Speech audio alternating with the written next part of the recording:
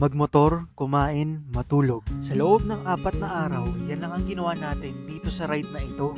Para sa akin, isa itong napakalaking milestone bilang isang rider at bilang isang Pinoy. Kaya hayaan nyo akong i-share sa inyo ang napakalupit na ride na to at panoorin nyo kung gaano kaganda ang mga daanan at tanawin ng North Luzon.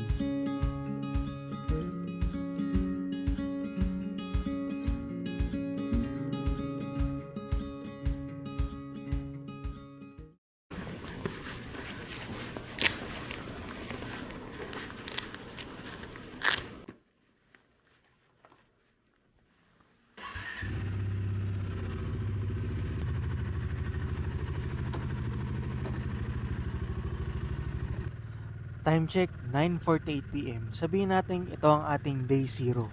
12am ang usapan na meetup sa Petron Marilao. Pero dahil excited tayo, first time, at hindi na nga talaga tayo makatulog, nauna na tayo doon sa meetup point. At syempre, ganun na nga rin yung mga kasama natin. Mga 12am na makompleto kami. Saling bubwit nga pala tayo dito sa mga veteranong Nighthawk Riders. Bali, 6 na motor kami. 2 Dominar 400, isang B-Strom 650, Kymco Exciting 400, Kawasaki Ninja 600 at isang KTM Duke 390. At ito na nga, 1:15am ng Tuesday, sibat na kami. Grabe na excitement sa mga oras na to. Pero mo makikita mo yung vegan, yung pagudpod, yung apari, at higit sa lahat ng una namin stopover, McDo. Dito nagkape muna kami at tamang CR break. Pagkatapos yan ay tinahak na nga namin ang mga bayan-bayan ng Bulacan at Nueva Ecija.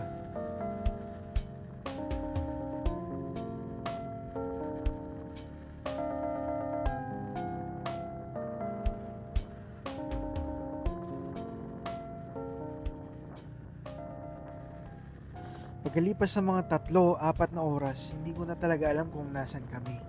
Hanggang sa ito, pagtingin mo na lang sa kanan, uy, may liwanag na. Pagkatapos ng ilang minuto, dito na wala na talaga yung antok natin. Nakakakita na tayo ng silhouette ng mga bundok.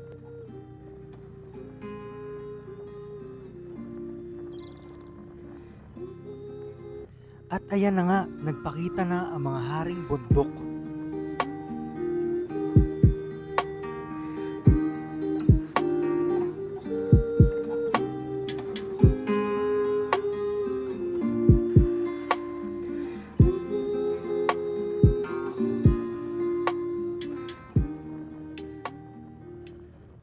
Time check, 5am to 6am, tumigil muna kami saglit.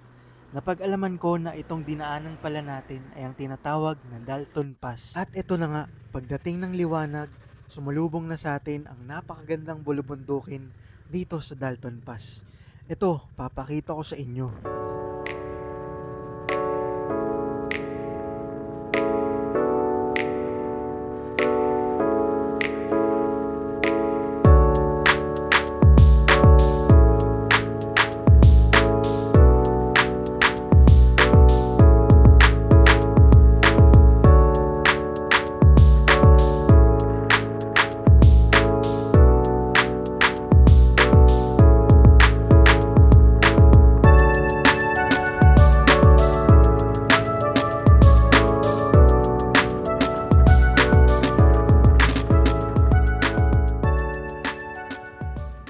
Ayun, pagkatapos ng mga ilang minuto ay nandito na nga tayo sa arko na naghihiwalay sa Nueva Ecija at Nueva Vizcaya.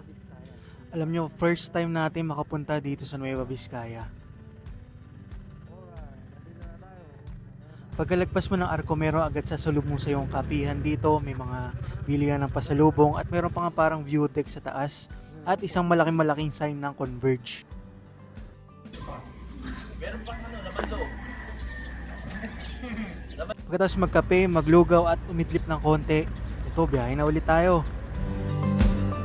Isang mahabang bangkingan ulit ang tatahakin natin dito.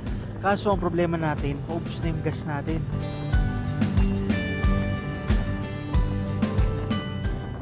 Mabuti na lang at sa hindi kalayuan, mayroong maliit na gas station dito. Pwede na siguro to.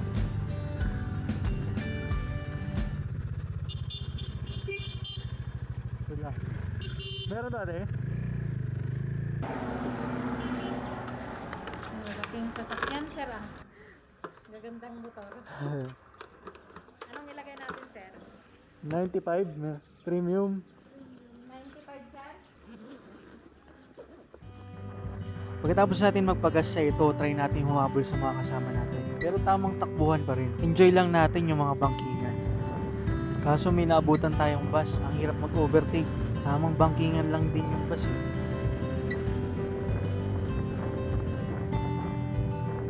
Pero pagkatapos nun, grabe, ang ganda talaga ng daan dito. Masasabi mo talaga na ang sarap magmotor. Yung pakiramdam na malaya ka sa stress ng Metro Manila. Sa mga gantong long ride, napaka-importante din syempre na nakakondisyon yung motor mo, pati ikaw yung katawan mo, at tiwala ka sa gears mo. Yung pagkatapos ng mga bangkingan, isang mahabang diretso naman ng Nueva Vizcaya ang dinaanan natin. Kaya hindi na ako magsasalita, papakita ko na lang sa inyo.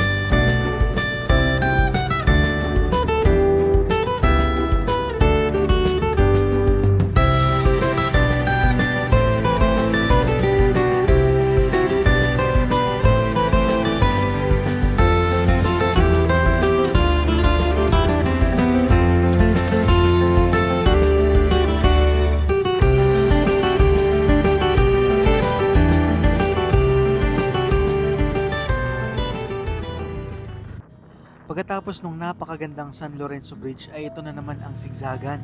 Kaso dito medyo nangingiliti na yung init at medyo nararamdaman mong nasa Pilipinas ka pa rin pala. Dito sa parte ng Bagabag Nueva Vizcaya na to, madami kaming nakasalubong na truck at madami rin ginagawang kalsada. Sa mga ganitong klaseng daanan, mapapabilib ka talaga sa suspension nitong Dominar. Kahit budget meal na big bike ay sobrang minimal talaga ng tagtag. Balik tayo dito sa Nueva Vizcaya. Alam mo ang maganda dito sa dinaanan namin, sobrang daming puno, madami kang pwedeng masilungan at ma-stopoveran para uminom ng tubig. Kagaya nito, tingnan mo sa kaliwa mo, puro bundok, tapos dito sa kanan, puno para doon ka sumilong. Kaya ito na nga yung ginawa namin dyan. Pagkatapos ng ilang oras ng pagmamotor, dito na lang ulit kami nag-stopover. Alam mo kung ano nakakatawa, yung kasabay naming L300 tumigil din. Akala mo kasama siya sa pinapara. Kasama po namin. Kailan na po?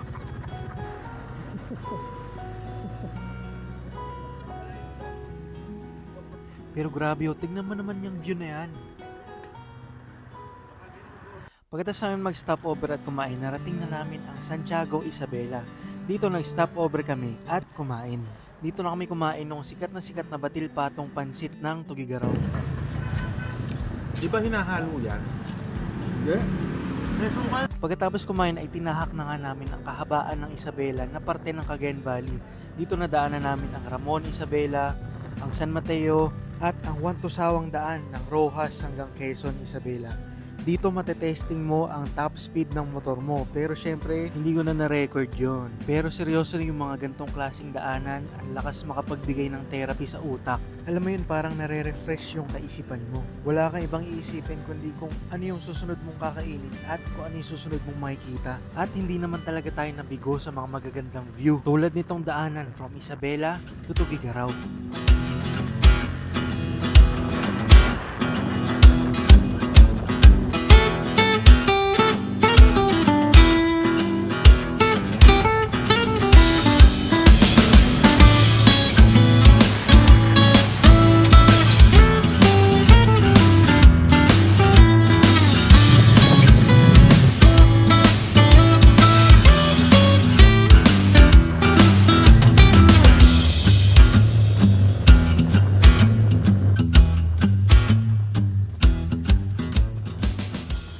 Sa mga gantong chill ride lang, hindi mo rin talaga minsan namamalayan kung anong oras na. Yung pala alas 4 na ng hapon. At nagulat na lang ito na pagkanan namin dito sa kalsada na to. Ayun na nga ang Bunton Bridge na nagkokonekta sa Isabela at Tugigaraw. Ang ganda dito.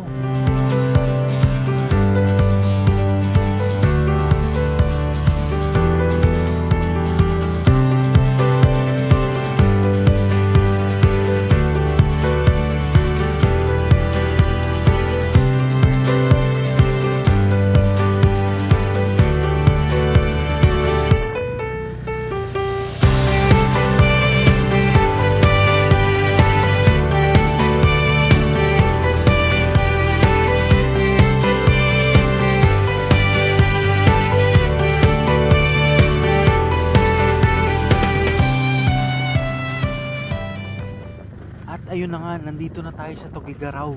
Pangasar lang to dati, pero ngayon nandito talaga tayo. So yun, kinabukasan na to at dito tayo nagstay sa Hotel Dilan. Thank you do sa owner ng hotel, very accommodating. Rider din si Bossing at ang ganda ng motor na nakadisplay sa loob. Kaya yun, next destination na tayo. Papunta na tayo sa dating dulo ng Pilipinas. Let's go! Apari!